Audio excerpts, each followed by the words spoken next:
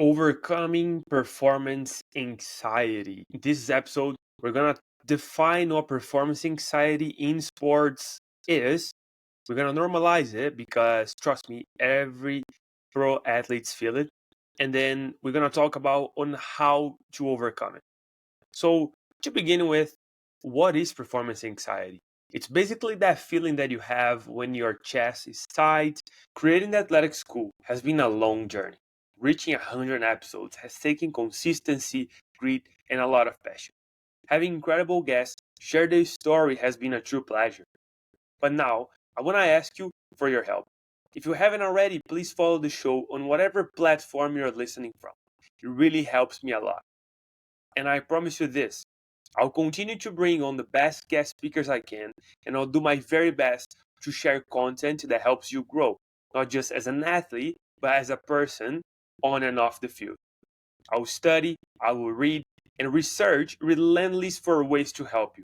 And I'll share everything I learned right here. You have a fast heartbeat, your legs are shaking, and you're overthinking a lot before a game. It's not necessarily weakness, it's just your body preparing for something important, something that you deeply care about. And usually it will show up when stakes are high, when you're fighting for a spot and you finally get it and you have to prove yourself. It's a final, maybe there's a scout watching you, there's a rival match, anything like that.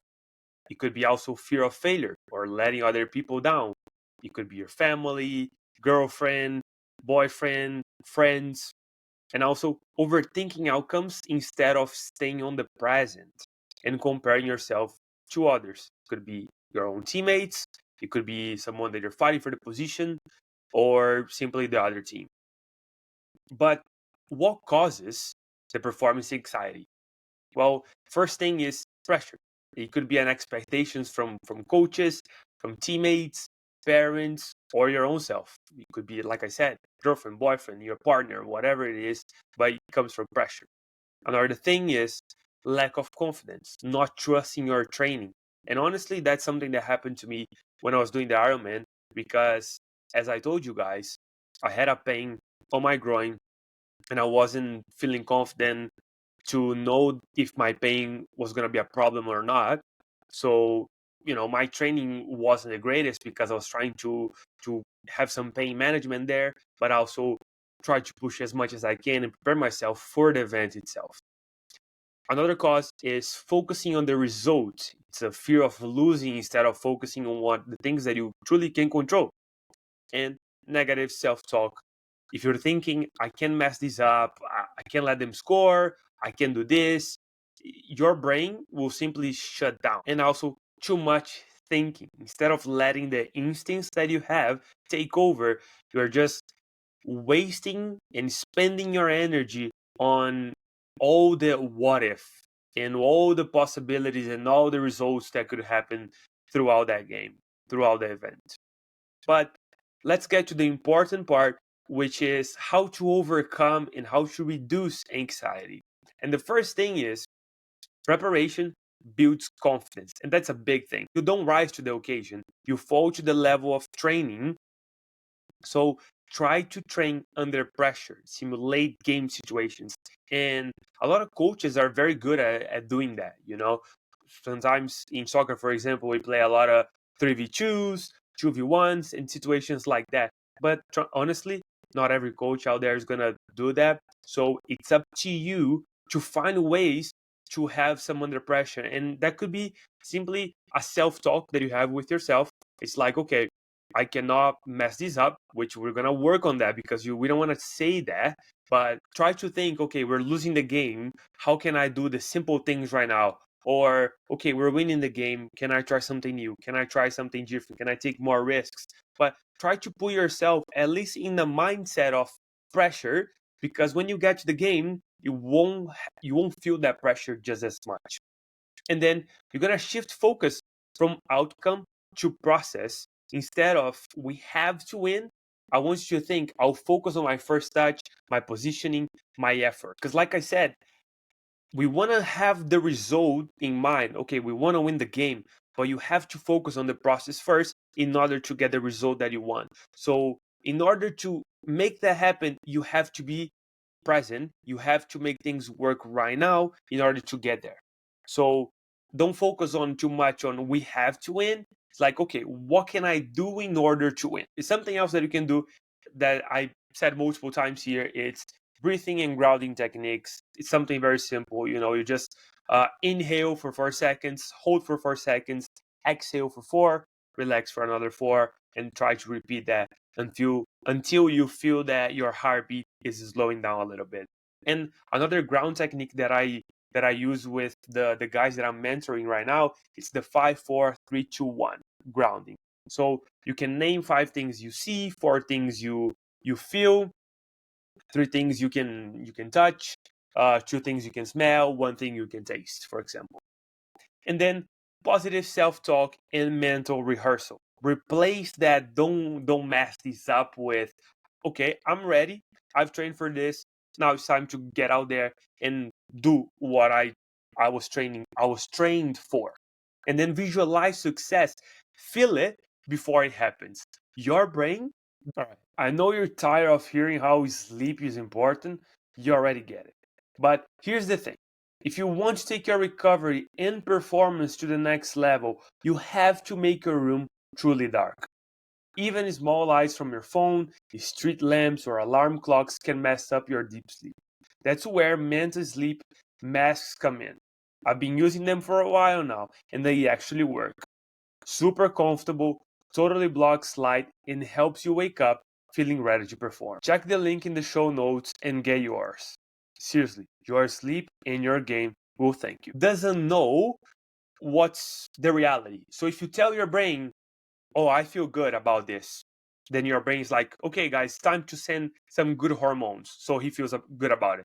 But if you say, oh man, I'm nervous, we gotta win this game, they're a difficult team, so your brain will make sure that you feel like that, and then you won't be able to perform.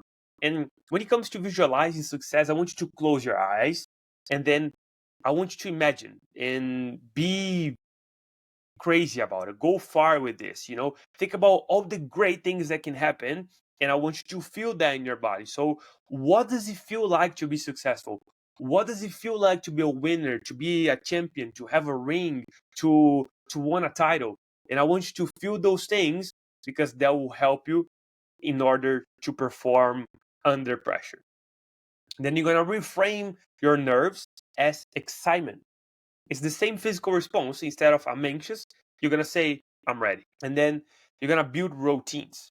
Pre-game rituals help your body feel safe, feel more at home, and stay focused.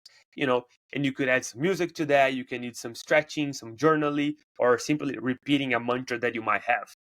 But I don't want you to get caught up too much on that, but I think it's important to build that routine where you do things on the same way. So if it's calling your family, if it's listening to the same music, but we don't want to get caught up to the point that like, okay, oh my gosh, I don't have my towel here, and I forgot to do this or do that, and I don't have my wristband. I don't know, but don't get caught up too much on that.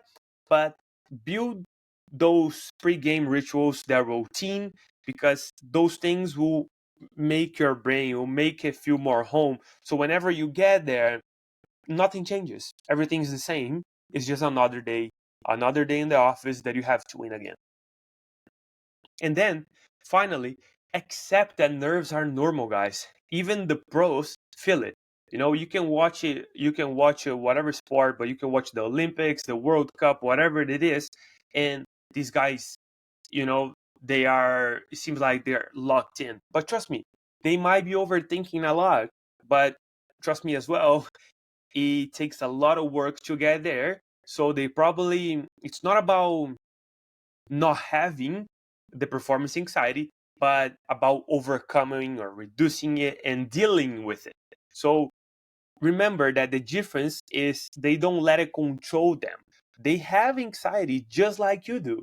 But are you controlling the anxiety, or is the anxiety controlling you? And remember, anxiety is not an enemy. It's a sign that you care, and that's okay. Your goal is not to eliminate anxiety, but to use as fuel. you care about the game. You want to win the game. So use that as a fuel, but you have to use it. You have to be mindful. You have to have some wisdom and use the knowledge that you have in order to handle those things and then perform and get the result that you want. But you got to be present in order to make those things happen. And before we go, I want to mention to you about Marcus Aurelius, that he have this concept, this idea where perception is everything. And the Stoics, and especially Marcus Aurelius, they say a lot that everything that happens in our life is neutral.